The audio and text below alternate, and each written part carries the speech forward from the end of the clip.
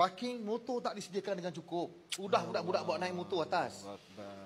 Kau tahu kan sekarang ni memang masalahnya. Lagi-lagi kalau motor Y3 suku tu memang lagi orang tak.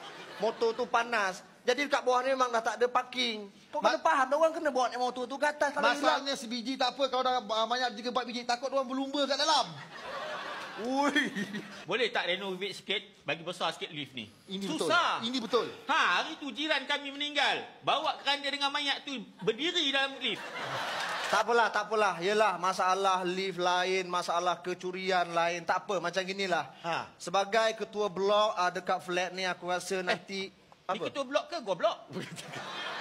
Ketua blok. Aku ketua blok. Kau jangan main dengan aku. Hari ni aku lebih tua daripada kau. Macam ginilah, nanti aku buatlah meet and greet dengan penduduk sini. Ha? Meet and greet, artis dengan peminat. Meet and greet.